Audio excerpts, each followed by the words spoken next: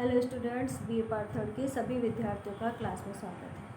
हम बात कर रहे थे पाश्चात्य प्रतिनिधि राजनीतिक विचारकों के बारे में। इनमें से मैकियावेली पर हमने चर्चा शुरू करी थी। मैकियावेली के धर्म और नैतिकता संबंधी विचारों के बारे में हम बात कर चुके थे। मैकियावेली की अध्ययन पद्धति के बारे में हम बात कर चुके थे। इसके साथ साथ मैकियावेली के द्वारा वर्णित राज्यों के वर्गीकरण के बारे में हम बात कर चुके थे। उनके द्वारा वर्णित राजा के आचरण के सिद्धांतों के बारे में भी हम बात कर चुके हैं।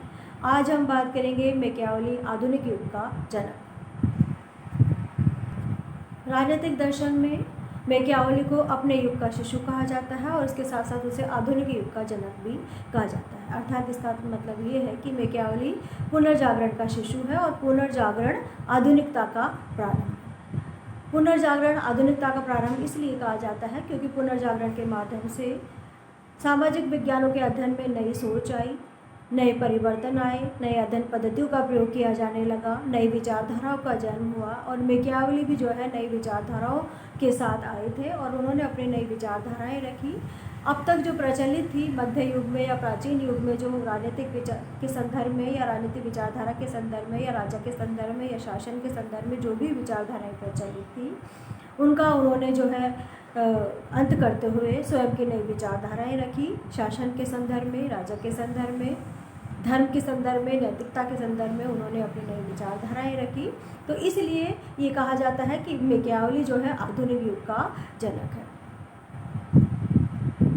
इसके साथ साथ अपन ये भी कह सकते हैं कि आधुनिक युग का मैकियावेली से प्रारंभ होता है और इस युग का प्रारंभ होने के साथ ही मध्य युग का अंत हो जाता है। राजनीतिक दृष्टि से मध्य युग की 3 विशेषताएं थी: सामंतवाद, पोपतंत्र, पवित्र रोमन साम्राज्य। अर्थात सामंतवाद मतलब सामंतवाद का शासन व्यवस्था पर आधिपत्य हुआ करता था, या सामंतवादी जो व्यवस्था थी वो शासन व्यवस्था को प्रभावित करती थी, राजनीतिक व्यवस्था को प्रभावित करती थी। इसके साथ साथ पोपतंत्र और रोमन साम्राज्य के द्वारा भी जो है धार्मिक जो सत्ता थी या धार्मिक जो संस्थाएं हुआ करती थी उनका राजनीतिक क्षेत्र में हस्तक्षेप हुआ करता था।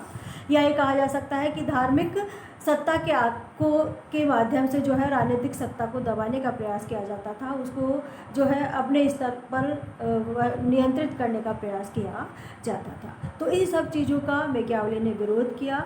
मैकियावेली ने राजनीतिक क्षेत्र में धार्मिक हस्तक्षेप का उन्होंने विरोध किया। इसके साथ साथ सामंतवादी जो परंपरा थी उसका भी मैकियावेली ने विरोध किया। तो इस माध्यम से कहा जा सकता है कि मैकियावेली जो है उन्होंने आधुनिक विचारधारा का जो है निर्माण किया, या उन्होंने आधुनिक विचारधाराएं दी और उनको पुनर्जागरण का शिशु कहा जाता है। अब हम आधुनिक युग की उन विशेषताओं का अध्ययन करेंगे जिनका प्रभाव मैकियावेली की विचारधारा पर पड़ा और जिसके कारण ही मैकियावेली को आधुनिक युग का जनक कहा जाने लगा। सबसे पहला है राष्ट्र राज्य का संदेशवाहक। अर्थात आधुनिक युग की शुरुआत में राजनीतिक परिवर्तन हुए और राजनीतिक परिवर्तनों के परिणाम स्वरूप पोपतंत्र और रोमन साम्राज्य के प्रति लोगों के मन में सम्मान कम होने लग गया और यूरोप में शक्तिशाली राष्ट्र राज्यों का उदय होने लग गया। शक्तिशाली राजाओं के द्वारा निरंकुश सत्ता को अपनाया जाने लगा और उनके द्वारा धन की सत्ता को जो है हटाया जाने लगा। तो इस प्रकार का जो परिवर्तन हो रहा था, इसमें आधुनिक युग के समस्त विचारकों ने इसका समर्थन किया। उन्होंने पोप की सत्ता और रोमन साम्राज्य का काफ़ी विरोध किया और शक्तिशाली राजतंत्रों की स्थापना की बात उन्होंने कही। इन सब में सबसे अग्रणी थे मैकियावेली। उन्होंने भी शक्तिशाली राजतंत्र का समर्थन किया और धार्मिक सत्ता का जो है उन्होंने विरोध किया।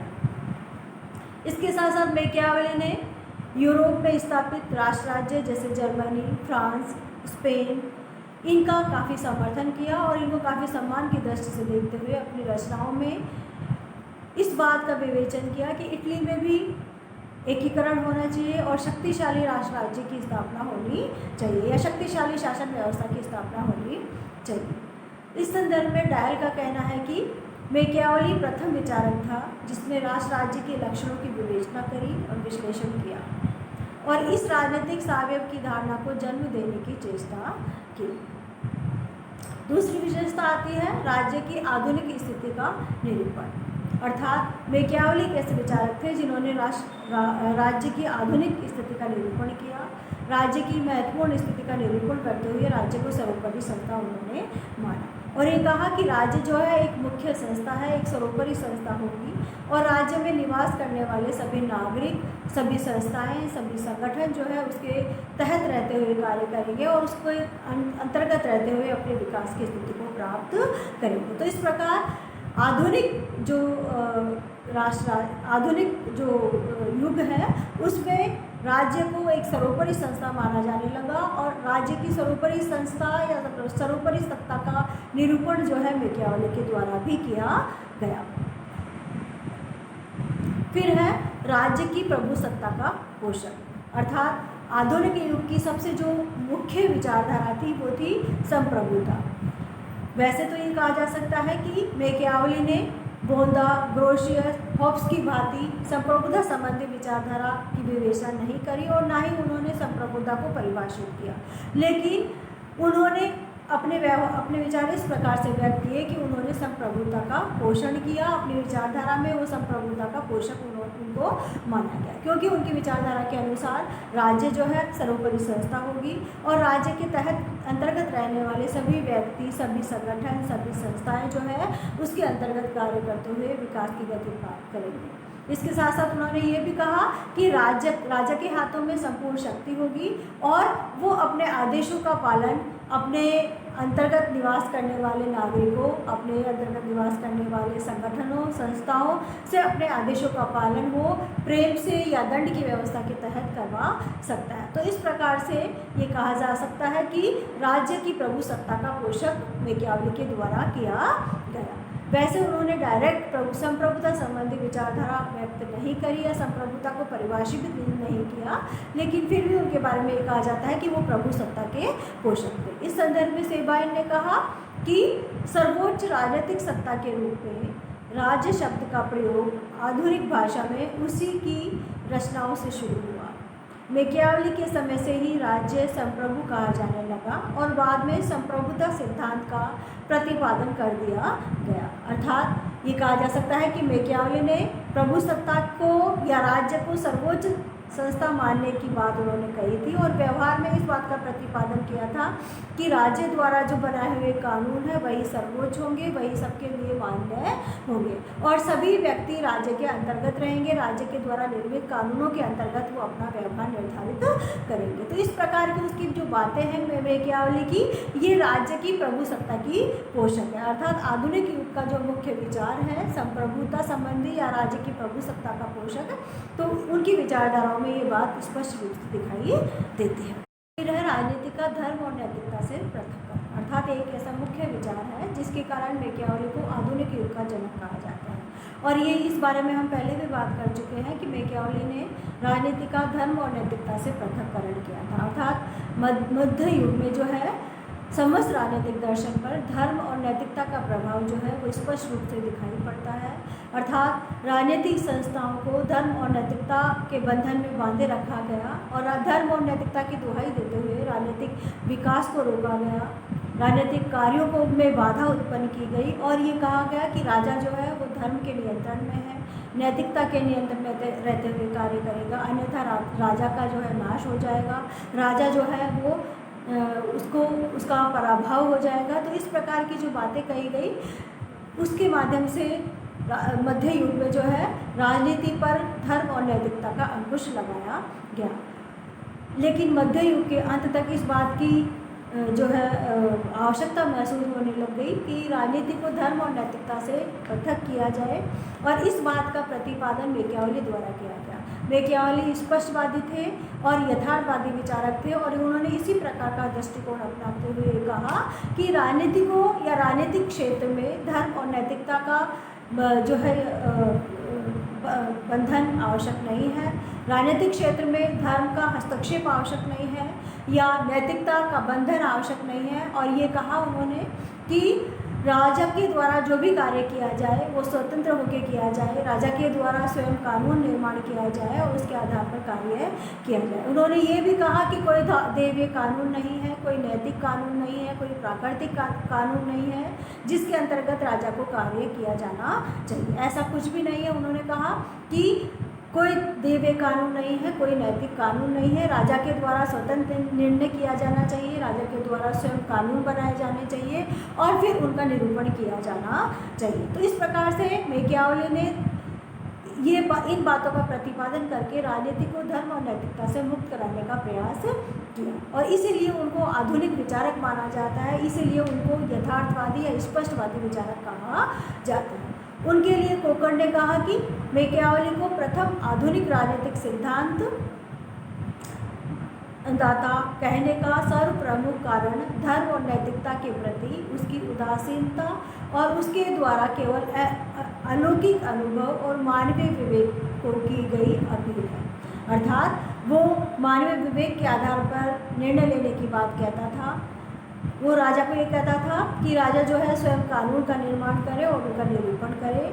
किसी प्रकार के दैवीय कानून अवस्थित नहीं है, कोई प्राकृतिक कानून अवस्थित नहीं है, कोई नैतिकता का बंधन उनके लिए नहीं है।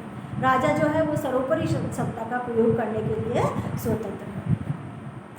फिर आ जाता है शक्तिवादी राजनीति के प्रणेता, अर्थात मैकियावेली जो थे वो शक्तिवादी राजनीति के प्रेरणा थे। अर्थात वो ये मानते थे कि शक्ति जो है वो राजा में निहित है, राजनीतिक शक्ति जो है वो राज्य में निहित है और शक्ति जो है उसका प्रतिपादन करना, उसको पल्लवित करना, उसको पोषित करना, उसका विकास करना वो राजा का धर्म है।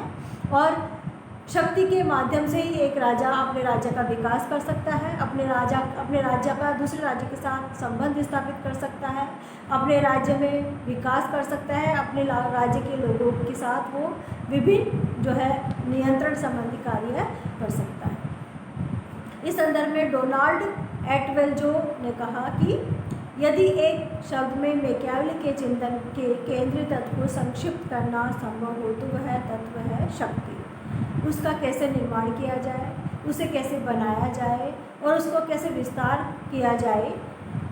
अर्थात डोनाल्ड ने कहने का प्रयास किया कि मैकियावेली के चिंतन में यह है कि शक्ति को कैसे बनाया जाए, इसको कैसे पल्लवित किया जाए, उसको कैसे बनाए रखा जाए, उसको कैसे विस्तार किया जाए।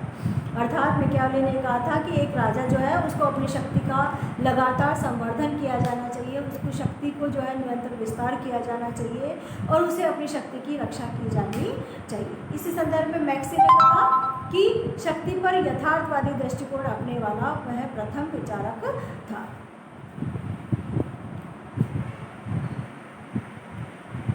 इसके बाद आ जाता है भौतिकता और उपयोगितावाद के प्रवर्तक। अर्थात मैकियावेली जो थे वो भौतिकवादी विचारक माने जाते हैं और उपयोगितावादी विचारक भी माने जाते हैं। अर्थात मैकियावेली ने कहा कि मानव को इहलौकिक सुख की कामना करनी चाहिए, उसके द्वारा परलौकिक सुख के चक्कर में नहीं पड़ना चाहिए। अर्थात उसे स्वर्ग के आनंद की कल्पना नहीं की जानी चाहिए, उसके द्वारा परलोक या देवी देवताओं के द्वारा जो भी हमें इनाम दिए जाते हैं, जो भी हमें वरदान दिए जाते हैं उसके चक्कर में नहीं पड़ना चाहिए, बल्कि उसको वास्तविक जगत में रहते हुए वास्तविक जगत के सुख की कामना करनी चाहिए। और इसके साथ साथ उन्होंने ये भी कहा कि जो है कला साहित्य और इसके साथ साथ शक्ति में जो आनंद है उसको प्राप्त किया जाना चाहिए। फिर है संघ राज्य के प्रथम विचारक। अर्थात मैकियावेली ने कॉमनवेल्थ के निर्माण की उन्होंने बात कही थी। उन्होंने कहा कि इटली में प्रिंस के द्वारा पहले समस्त शक्तियों को एकत्रित करके उस पर जो है आधिपत्य स्थापित किया जाएगा और फिर धीरे धीरे उसके द्वारा संघ राज्य की स्थापना की जाएगी और संभवतः ये भी कहा कि राज्य में फिर शक्तियों का बंटवारा कर दिया जाएगा। तो इस प्रकार से कहा जा सकता है कि आधुनिक विचारकों की बातें उसने भी मैकियावेली ने भी संघ राज्य की कल्पना करी और जो है कॉमनवेल्थ के निर्माण की उन्होंने बात कही। फिर आ जाता है आधुनिक अध्ययन पद्धति के अनुयायी। अर्थात मैंने आपको पहले भी बताया था कि मैकियावेली की जो अध्ययन पद्धति थी वो जो थी यथार्थवादी अध्ययन पद्धति थी। आगमनात्मक अध्ययन पद्धति उनके द्वारा अपनाई गई और आगमनात्मक अध्ययन पद्धति में उनके द्वारा पर्यवेक्षण, वैज्ञानिक तटस्थता, विश्लेषण और ऐतिहासिक आधार पर अध्ययन उनके द्वारा किया गया। अर्थात आधुनिक युग के विचारकों की भांति या आधुनिक युग की जो अध्ययन पद्धतियाँ है उसकी भांति उनके द्वारा पर्यवेक्षण किया गया। अर्थात उन्होंने तत्कालीन परिस्थितियों का सूक्ष्म और यथार्थवादी दृष्टिकोण से स्पष्टवादिता के साथ उन परिस्थितियों का पर्यवेक्षण किया, उनका अध्ययन किया, उनकी गहराई से जाँच करी इसके साथ साथ तथ्यों के प्रति उन्होंने वैज्ञानिक तटस्थता रखी, ऐतिहासिक आधार पर उन्होंने तथ्यों का विश्लेषण किया और उसके बाद उन्होंने सिद्धांतों का निर्माण किया। तो इस संदर्भ में कहा जा सकता है कि मैकियावेली जैसे विचारक थे जिन्होंने आधुनिक अध्ययन पद्धतियों को अपनाया और आधुनिक अध्ययन पद्धतियों के तहत रहते हुए उन्होंने यथार्थवादी और वैज्ञानिक अध्ययन प्रस्तुत किया। अब से पहले जो था अर्थात मध्य युगीन विचारधारा में अध्ययन पद्धतियाँ जो थी वो निगमनात्मक अध्ययन पद्धतियाँ हुआ करती थी, आदर्शात्मक अध्ययन पद्धतियाँ हुआ करती थी, कल्पनात्मक अध्ययन पद्धतियाँ हुआ करती थी और दार्शनिक अध्ययन पद्धतियाँ हुआ करती थी। मैकियावेली ने उन सबको नकारा और उनके स्थान पर उन्होंने ये कहा कि दार्शनिक अध्ययन पद्धति, आदर्शवादी अध्ययन पद्धति जो है वो काल्पनिक अध्ययन पद्धतियाँ हैं, वो विषय की वास्तविकता का अध्ययन नहीं करती बल्कि वो कल्पनालोक में विचरण मुझसे लोग करते हैं या काल्पनिक अध्ययन उनके द्वारा प्रस्तुत किया जाता है। जबकि मैकियावेली ने इन सबको नकारते हुए यथार्थवादी और वैज्ञानिक अध्ययन पद्धतियों को या वैज्ञानिक तटस्थता को अपनाते हुए ऐतिहासिक आधार पर विश्लेषणात्मक अध्ययन पद्धतियों का उन्होंने सहारा लिया और एक यथार्थ अध्ययन उनके द्वारा प्रस्तुत किया गया। इस संदर्भ में W.D. जॉन का कहना है कि मैकियावेली किसी भी अन्य व्यक्ति की अपेक्षा और इस तथ्य के बावजूद कि वह कठिनाई से ही राजनीतिक सिद्धांतवादी है, आधुनिक राजनीतिक दर्शन का जनक है। अर्थात उन्होंने राजनीतिक सिद्धांत जो है बहुत कम निर्माण किए बल्कि उन्होंने आधुनिक जो स्थिति थी उसका यथार्थ अध्ययन किया और उन्होंने समाधान प्रस्तुत करने का प्रयास किया। तो ये था आज का हमारा टॉपिक। मैं आपको एक बार सारी स्लाइड्स दिखा देती हूँ।